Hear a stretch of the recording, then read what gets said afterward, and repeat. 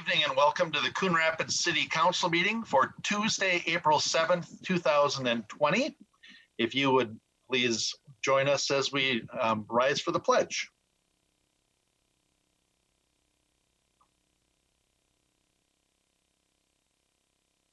Are we going to the pledge, Josh?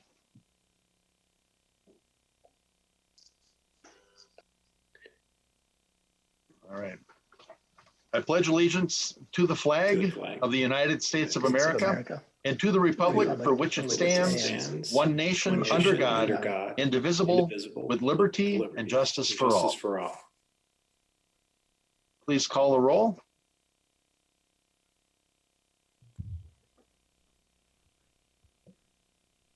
Councilmember Kraskowiak. Here. Councilmember Kicker. Here. Councilmember Demmer. Councilmember Geisler. Here. Councilmember Johnson. Here. Councilmember Wells. Here. Mayor Cook. Here. Thank you. Next item on our agenda then will be to adopt this evening's agenda. So moved. Second. Motion by Geisler, second by Kicker. Is there any discussion or corrections? Hearing none, all in favor signify by saying aye. Aye. Aye. Opposed? And that motion carries. That actually worked. Should we do a show of hands instead for ayes, or should we continue with the ayes, do you think? Is that working?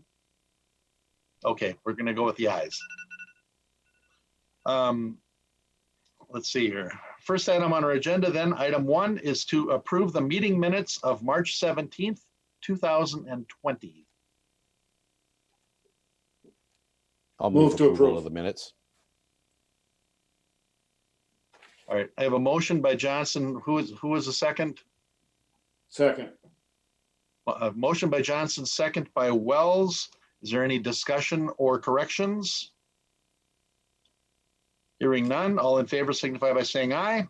Aye. Aye. Opposed? And those minutes are approved.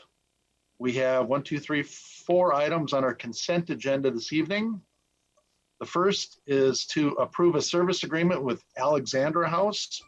Alexandra House is a nonprofit corporation that is Anoka County's only women's shelter. It provides a 24-hour shelter, support services, advocacy, educational opportunities to residents in the city and Anoka County. Alexandra House has made a request for financial assistance for the services it provides, and the council did appropriate $12,500 to the Alexandra House in the 2020 budget for these services. The service agreement reduces the parties' wishes to writing. This agreement is for 1 year and can be terminated by either party with 30 days notice. Should this contract be terminated early, the funds paid shall be returned by Alexandra House in proportion to the number of months the contract was not fulfilled. I almost said I believe that was the Johnson stipulation. So with this, we'll be looking to approve the city to enter into a service agreement with Alexandra House to provide shelter, support services, and advocacy to affected city residents. Next item on the consent agenda is a strictly informational item only, and there's a corporate officer change at AMC Theaters, Coon Rapids, 16-10051 Woodcrest Drive, and that's literally just for information only. Next on our consent agenda is actually item 4 on this evening's agenda, to approve the final payment to Blackstone Contractors LLC for project 19-9, Burlinson Park Bridge and Dahlia Park Culvert installation. So we'll be making the final payment to Blackstone Contractors LLC in the amount of $11,964.31 for project 19-9, Burlinson Park Bridge and Dahlia Park Culvert installation. And then we have item 5, which is the last item on our consent agenda, and that's to approve final payment to T1 Zach Concrete Incorporated for project 17-19 Sidewalk Gap Project. So this is approve the change order and the final payment to T1 Zach Concrete in the amount of $14,062.56 for project 17-19 sidewalk gap project. And that's our full consent agenda. Your Honor, Councilmember Kicker, I make a motion that we approve the consent agenda. Second. motion by Kicker, second by Demmer to approve the consent agenda. Any discussion or questions? Mr. Mayor, Councilmember Griscoviac?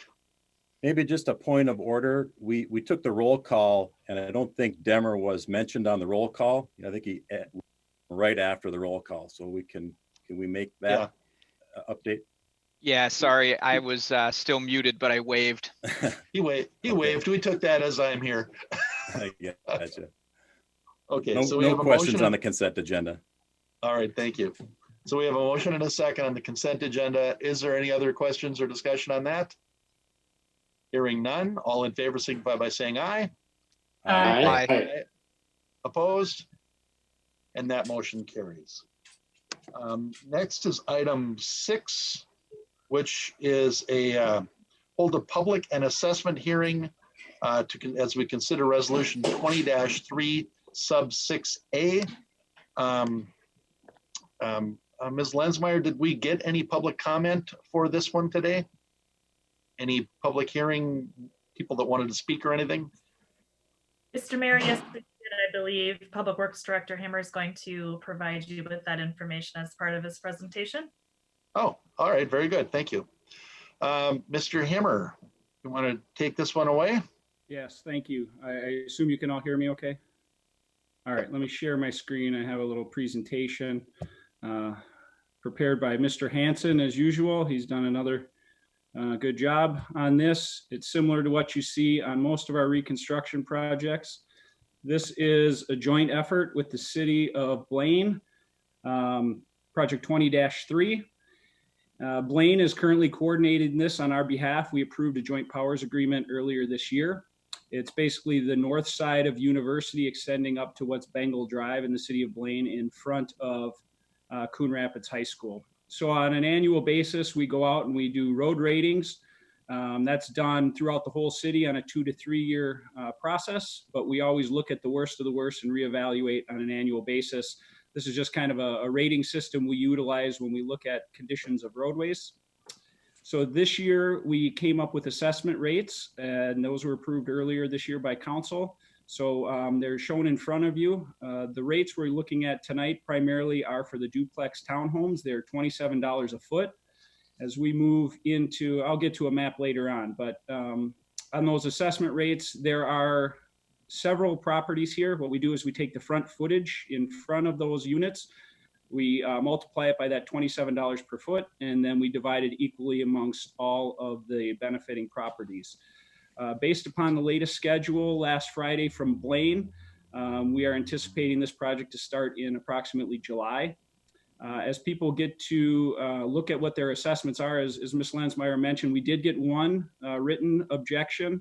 Staff will respond to that directly. They'll receive a letter, as well as a recommendation will come to council at the time we adopt those assessments to determine whether that should be upheld or not. There are 3 options to pay. Basically, option 1 is you can pay it in its entirety within 30 days of the adoption, which the tentative dates are shown here as option number 1. You can also pay it before it goes to the county books, approximately November 15th, and you would pay the rate plus whatever interest is accrued in that short period of time. Or if people should choose to do nothing, it gets put on their property taxes and spread over a 10-year period. So here's just a quick review of how we compare to what other cities do from an assessment perspective. We seem pretty reasonable within this group. It's primarily just the roadway. It's actually all of just the roadway costs. We don't assess for any utilities. People would like to pay attention to these bright pink door hangers. They go on the front doors. So if people should happen to notice these, maybe they go in the side door in their garage, but pay attention to the front door. These give information about when temporary water shutoffs may occur or other access considerations if we're replacing driveways or curb in front of their home. So please be on the lookout for those.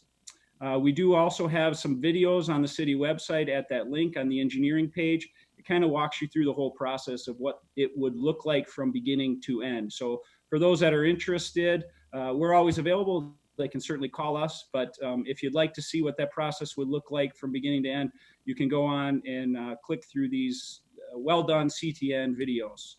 So again, this is the very northeast corner of town. It's shown in the blue box on the overall reconstruction map for the city this year. Zooming in, you can see Blaine High School on the east, and then those few units of multifamily on the west side of the roadway there. Those would be the ones being assessed. And it's primarily the area that's shown in red because as part of the university reconstruction several years ago, that intersection was reconstructed back to 126 lane. So that little segment up to 126 lane will remain as it is. So here's the estimated project schedule. We are here tonight conducting the public hearing and assessment hearing, of which we did receive one written objection. The city of Blaine anticipates awarding the contract on June 1st. And we would be in front of you on June 2nd. That would be a regular council meeting to adopt the assessments and move that construction project forward. And then construction would start likely in July. But again, that's being managed by the city of Blaine in cooperation with Coon Rapids. So the total breakdown of costs so far are estimated at $447,000, of which the city's portion is $254,000. These are all estimates. Once the project is bid, we will have actual numbers for you. And so the breakdown is shown before you. It's $176,000 out of the street reconstruction fund, $60,000 out of the water system for some hydrants and valve replacements, and then $18,000 of the total $254,000 would be assessment costs. So that is the end of my presentation, Mr. Mayor, Council. I can stand for any questions that you would have. Any questions of Mr. Himmer here? All right. Councilmember Demmer? Yeah, so on that breakdown that you just had, I was a little surprised that Coon Rapids is paying more than half the cost. Is that primarily because of things like water, or is there something else going on? That's correct. That is primarily due to that $60,000 in anticipated water main. There are no other utilities being done by the city of Blaine, so we're responsible for our utility work. And that water main's not what goes to the school? Well, yes, the water main along the roadway is, but we are not reconstructing that water main. We're doing the hydrants on our side of the roads, as well as the gate valves that run them. So I believe there's 2 hydrants on the west side. Okay. Does anyone else have any questions of Mr. Himmer on this? Mr. Brody, how do we do we just note that we have one written objection? Will that suffice for the public hearing, or what do we do? Yes, once you open the public hearing, let's note that that objection. And then I would also, just for the record, indicate, obviously we're a little unusual tonight. You couldn't come in to make your appearance or your objection. So we did send out a second letter after our initial assessment letter about a week and a half ago to the affected properties, indicating different methods in which they could file their objection. They could email, they could mail it in, obviously, which they could have done before, letting them know that they couldn't appear today. They could call in. And then once we posted notice of this meeting, we also gave them options to participate. So just that we took some extra steps in this particular hearing because they weren't able to come personally to City Hall. We also posted it on our doors in case somebody did show up tonight, not knowing that we weren't actually meeting, and gave them instructions on how they could still participate tonight by sending an email, calling in, things like that. So I just wanted to note that in case we run into some procedural issues down the road, that we've done the best that we can under the circumstances to provide an open forum here. So I would just suggest opening the public hearing. I think we've already acknowledged that we've received one objection. We'll see if we have any additional ones or any other comments for that matter on the project itself, and then we'll go from there. Mr. Mayor, I do have a follow-up question. Go ahead, Councilmember Johnson. Thank you. Mr. Himmer, how do we deal with assessments in situations where you might have multiple residences that are along a street and then you have a school that's there? Councilmember Johnson, members of the council, the high school is being assessed by Blaine. I didn't check with them on what their rate is for their, I think it was one of my slides, but we only assess for the portion that's in our city based upon our rates. They do what's on their side of the road based upon their rates. Okay. And we so- don't intermix the funds. So once the total project costs are known, we pay 50% of the roadway and all of our utility costs out of our funds. They pay 50% of the roadway and whatever improvements they're doing out of their funds. So just so it's clear to the citizens of Coon Rapids, there is going to be an assessment that relates to basically the other side of the street on University Avenue there. That'll be handled under Blaine's formula for dealing with assessments, and we're handling ours under our formula. That is correct. Thank you. All right. Is there any other questions of Mr. Himmer before we open the public hearing? Hearing none, we will go ahead and open the public hearing on project 20-3 sub 6A. Is there any additional comments for the public hearing? Hearing none, we will close. Hold we on, will Your Mr. Your Brody, Honor, go ahead. I note that, I don't know, maybe it's CTN. Do we know who the caller is? And if they're here, we show a caller online, and I don't know if they're here for the public hearing or just listening in. Mr. Stemwedel. Here in council, I believe that caller is Chief Brad Wise. So he would, as he's showing up as a participant, but is calling in. I don't see anybody under the attendees list, which would be the folks who had the link on the public side would show up under attendees. So Sorry about that. I think we're okay from a public participation standpoint. As far as He's who's calling the- in to object. Maybe we could just hang up on him. Yeah. So I had a question Councilmember about Demmer. the written objection. Should we read it? I mean, before we vote, do we need to know what it is, or they just objected to it in general? We're not adopting the actual assessment tonight. We're just, they're objecting to it. We'll adopt them at the next hearing, and then Mr. Himmer will, I think, offer either a recommendation on whether to adopt that particular one or not. It also preserves their right to appeal it to the court, or to the next step if they so choose. So tonight, we're not actually adopting any assessments. We're just ordering the improvement. Okay, so it was an objection to the assessment, not an objection to the project. That's correct. If I may, Councilmember Dember, Council, it was basically a hardship request for the Okay. most part. So the same with all of our assessments that are contested. When we get to the point of adopting them, we will run through those again with you on which properties contested, what staff's recommendation is. Then you'll make your final decision at that time. All right. Is there any other questions right now before we close the public hearing then? Hearing none, no objections. We're going to go ahead and close the public hearing, and we're looking for a motion to adopt the resolution, and we're going to need a supermajority vote. Your Honor, Councilmember Demmer, move to adopt resolution number 20-3 sub 6A, ordering the improvement. Second. okay, that was a motion by Demmer, and I'm sorry, was it a second by Kicker? Thank you. Yes. Any discussion? I do have Hearing one none. question. Councilmember Demmer, go ahead. So when we've recently made a change on our roads that we build them to a more robust depth than we used to. Do you know what the status is for this road? I would hope it would be fairly robust with all the school bus traffic. Mr. Hammer? Councilmember Demmer, members of the council, this will be in excess of what our typical roadway would be for that very purpose. Great. Okay. All right. We have a motion and a second. Any other discussion? Hearing none. All in favor signify by saying aye. Aye. Aye. Opposed? And that motion carries. You have your super majority, Mr. Brody. All right.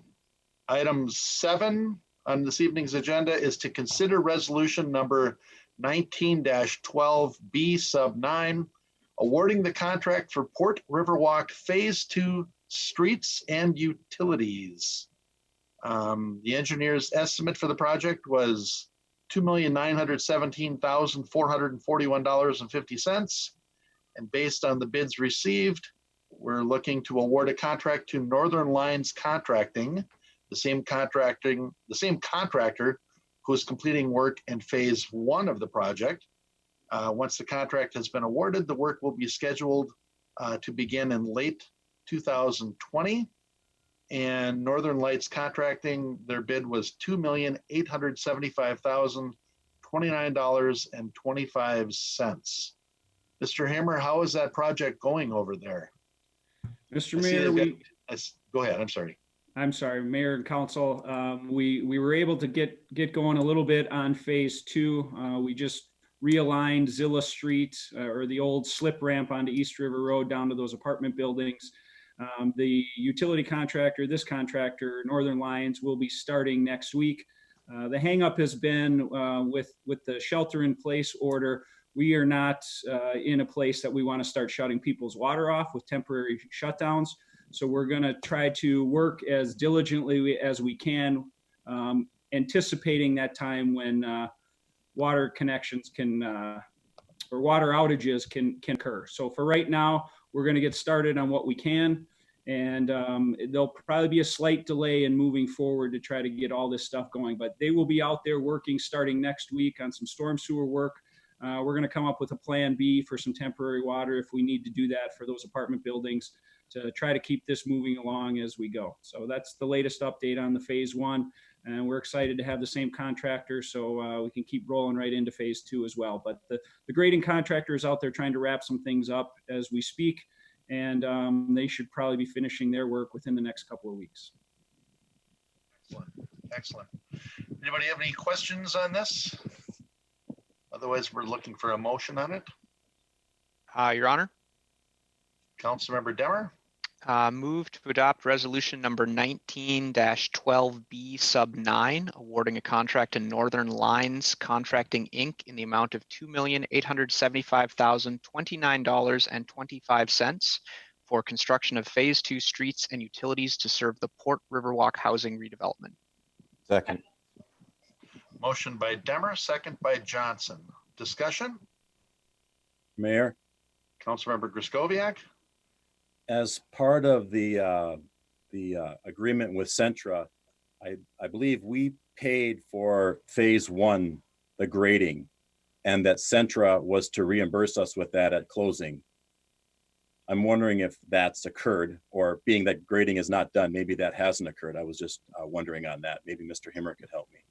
Yes, Councilmember Griscoviac, Council, at the closing, we were made whole on all costs to date, and then we escrowed additional funds for the estimated costs to complete. So we do have funds available to pay the grading contractor. Okay, thank you very much. All right. Any other questions or discussion on this? Hearing none, we have a motion and a second. So all in favor signify by saying aye.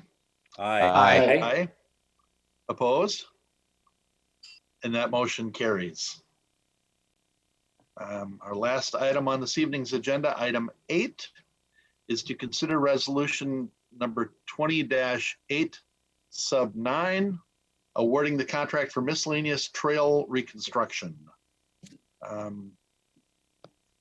Mr. Himmer, you want to, I think this is what we looked at last meeting, right? Yes, Mr. Mayor, Council, there are some various segments of trail in different locations. I did note in here, Dahlia Park is not Dahlia Park. It's the trail between Crooked Lake Boulevard and Dahlia Street. We will upgrade that sidewalk to a trail. There are some segments within Wintercrest and Woodcrest as well. So it's just some miscellaneous trail maintenance that we packaged together and bid through a funding source on our park improvement fund under miscellaneous trails. So good competitive bids, lots of bidders came in under bid. So we're excited to move forward, and TA Shifsky has done good work in the past for us. So we're happy with what we received. Excellent. Anybody have any questions of Mr. Hammer before we move this along? I do have a question. Councilmember Did Demmer? you guys get a chance to take a look at Wintercrest and the water flow off the street? I'm just still a little concerned that if we don't have some drainage, we're going to build a trail and it's just going to get wrecked right away. Yeah, Councilmember Demmer, you had mentioned that the last time. We do have some maintenance items that we have to do out there. Considering the situation we're in, we were really excited to get going on an early spring. But yes, we are aware that we have it. It's not perfect. We don't have a lot of grade to work with, but we know what's there and we'll work to address it. So there wouldn't be any drainage built in under the new part of the trail or any way to get the water not to run down. It's not just the new trail we built last year, but after we build this trail, I'm worried it won't have a very long life if we don't do something there. Unfortunately, with the grades we have, the water uses the trail kind of as its flow. And so as it runs off that into the grass, you start to get the rilling along the edges. It's not ideal, but there's not really a lot of relief we can do to grade it out to different locations. But I'll look at the survey information yet again and see if there's something we can do. Any other questions, Mr. Hammer, before we move this along? Somebody want to make a motion or? Make a motion. I'll move that we adopt resolution 20-8 awarding a contract to TA Shifsky and Sons Incorporated in the amount of $130,351 for the 2020 miscellaneous trail improvement project. Second. Motion by Geisler, second by Griscoviac. Discussion? Hearing none, all in favor signify by saying aye. Aye. Aye. Opposed? Opposed, and that motion carries. Thank you. We don't have any old business or new business to look at, and we are up to the open mic public comment. Do we have anybody that's called in for open mic? Yes, we do. Mr. Mayor, council members, we received an open mic comment from a Mr. Brad Wooster, and he's at 11299 Robinson Drive. And I'll read to you his open mic questions. Number 1, I noticed there is still a sidewalk gap on the north side of Coon Rapids Boulevard between Hanson and Egret and on the service road between 107th and Thrush Street. When will the section in front of the old Willie's Bar be filled in? And number 2, I noticed there's a fence around 3 of the city's outdoor warning sirens and not the remaining 12. And that's his questions to you. All right. Well, very good. It's nice that you have him in writing because it'll be easy for staff to respond to him then. Thank you. Good questions. Anything else for open mic? No? All right. So then let's move beyond open mic. We don't have any reports on previous open mics, and we are to other business. Mr. Stemwedel, how are things going around the city? How are things rolling along? Thank you, Mayor and Council. I would say overall things are going very well. We've all had to adjust pretty quickly to new ways of doing business. And, there's been a few small bumps in the road, but for the most part, I think staff and the public have adjusted to this new model of service. And just as a reminder, city buildings are closed right now, except for the police department is open. Their normal business hours, 7 a.m. to 4:30 p.m. Otherwise, most services that people would use on a day-to-day basis are still open in one form or another, either by phone call, email, online. We've gotten creative in places like building inspections and are doing inspections by FaceTime or other methods if we need to. We can't do them by photo. So as I mentioned, we've had to get a little creative with how we implement these services. But actually, it's working pretty well since it started now a couple of weeks ago. So with that, just a reminder as well that we are still under a city declared state of emergency. And I know Chief Wise is on the line. He can provide you an update from the police perspective. We are also under the governor's stay-at-home order, and there have been a lot of questions and comments and concerns in the community, of course, about things they're seeing in the community, concerns that they have. And it really does run the gamut in terms of what those concerns are. I know as a staff, we've heard a number of questions about park use, buildings, even things like the disc golf course, as maybe the residents are seeing people gather there in larger numbers than are expected through the governor's order. And as the chief can attest to, this is primarily a voluntary order. You know, our first objective is education and voluntary compliance. We really aren't looking to go out there and enforce each and every small situation that comes up. We don't have the resources to do things like that. And so we're really trusting the public to use their best judgment, whether it's at our parks or any other facilities throughout the city. I will remind folks to visit our website for the most up-to-date information about building hours and services and events that are going on or aren't going on at this point in the community.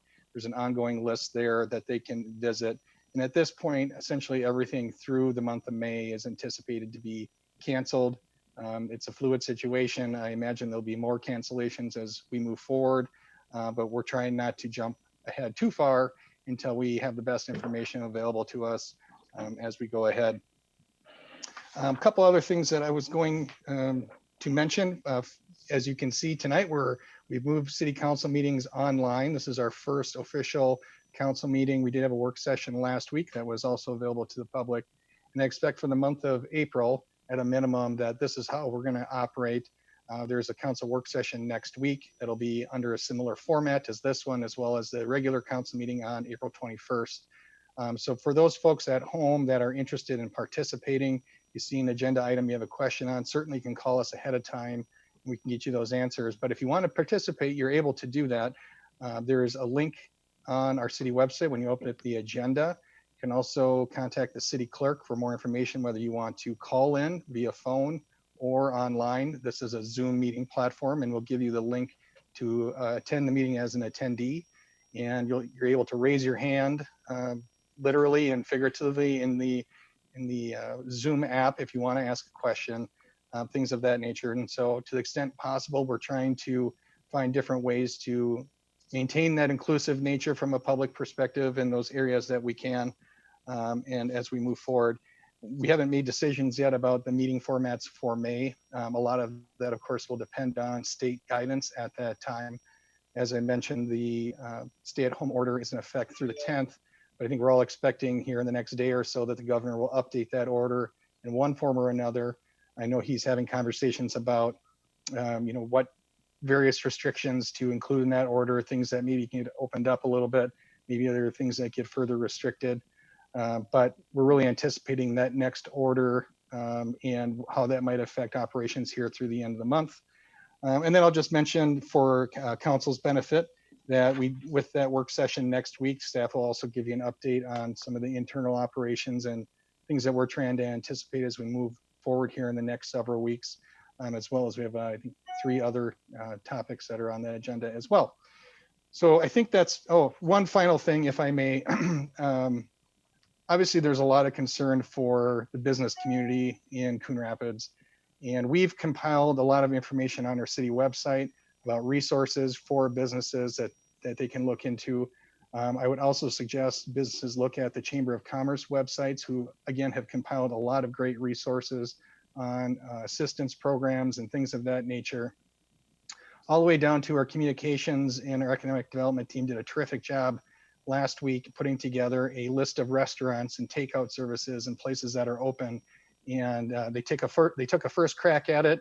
They got some feedback, as you would expect. They have other places that were open and updated that immediately a couple of days later. And it's a living list. And so I encourage people to go out there, take a look at our list. I know some of the chambers have done similar things and try to give business to those local community businesses that are having a hard time right now to the extent that you're able. So with that, I will acquiesce the floor, and I think Chief Wise also had some updates, if I'm not mistaken.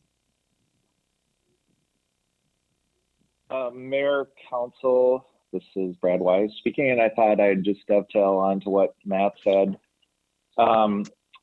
First off, I would recommend 2 primary sources, the sources that we use to stay updated, because they're excellent they're excellent sources, and they don't get mired into news media distractions. And those two sources of information are the Minnesota Department of Health, which has a COVID-19 section, and it includes a situational update section. I refer to that many times a day myself. It gives update on statistics, on the progress of the virus and how it's being treated and the success rate at treatment and so on. I can't recommend that website enough. Again, Minnesota Department of Health COVID site. The second most important site for us is the governor's office. The state of Minnesota governor's office maintains a website that updates or provides continual updates to the executive orders. And I'll just say a couple of things about the executive orders. It was the first executive order that closed some businesses in the state was 20-04. And it very specifically laid out those businesses. And I know you remember it's restaurant and bars and facilities like that where social distancing just wasn't possible. The second order that we rely on is Executive Order 20-20, and that's that so-called stay-at-home order. That order is updated almost daily as essential services are added to the list.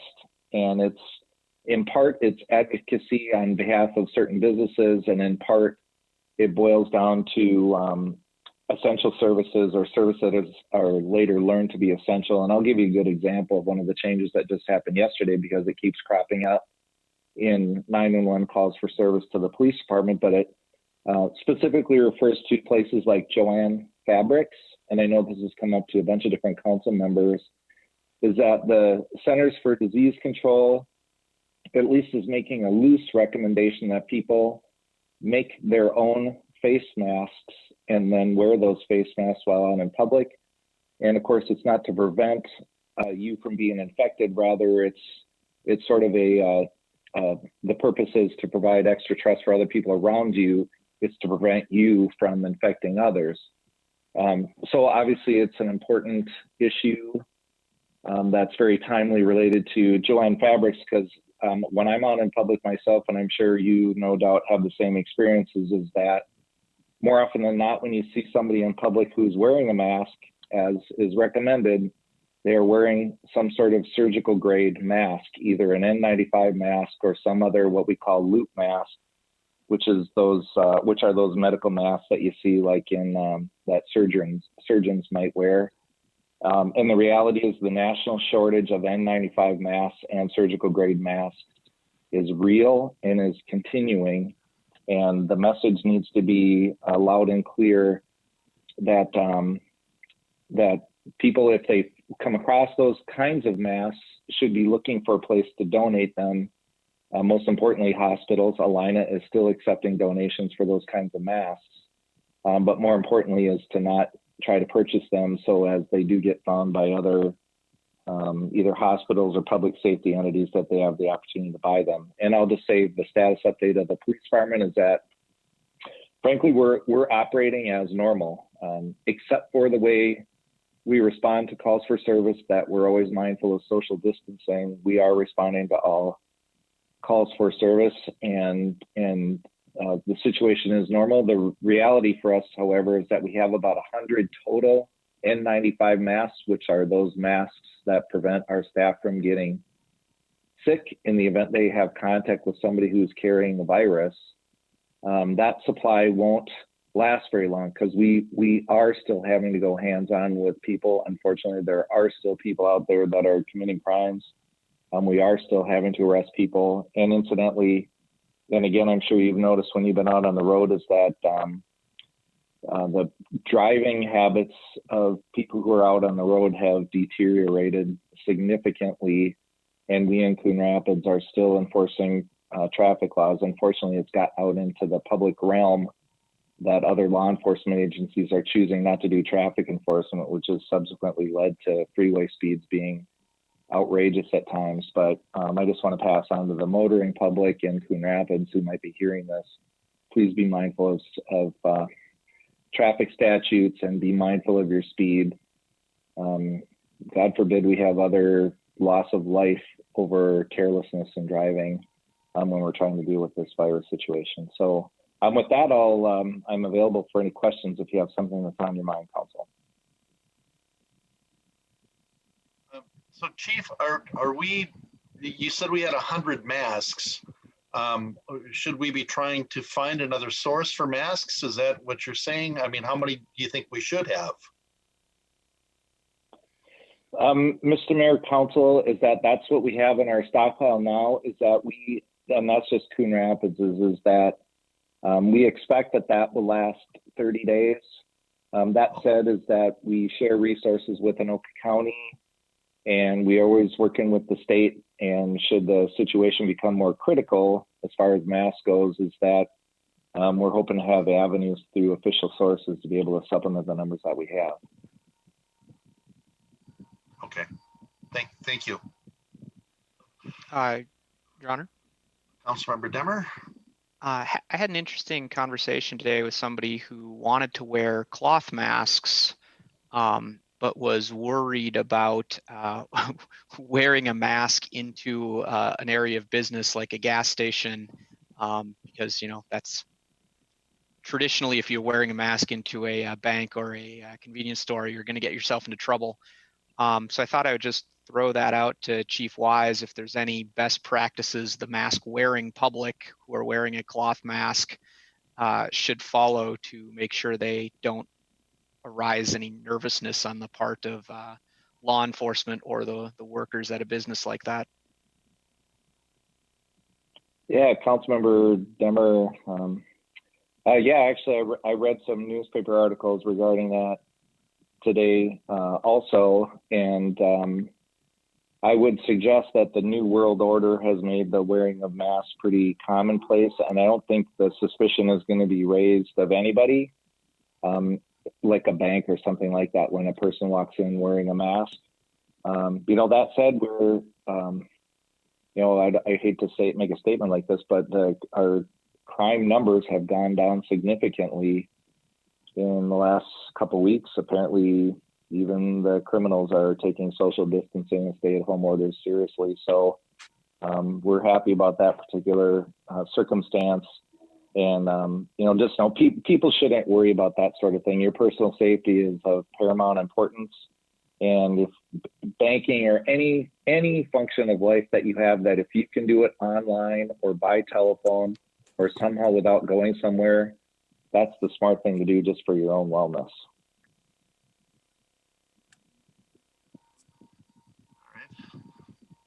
Good points. Good points. Any other business?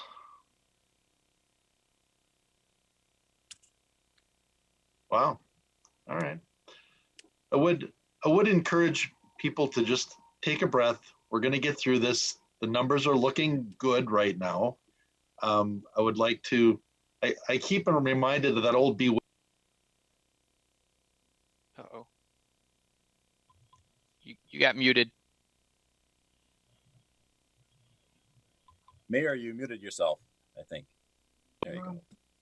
All right, I moved a keyboard, and I think I put it in a bad spot, but I'm not sure where I got muted, but I guess I would just encourage everybody to know that we're going to get through this, and we're going to be fine. And it's that old Bewitched episode where the recurring theme was always get away from the window, Gladys. Just relax. Things are going to be fine. So I'm encouraged to see the way people are supporting our local restaurants and businesses as they can. They've all been making themselves ways of delivering the food safely. That's been good. I just saw today that we have another one opening on Thursday. That's the list the city put out.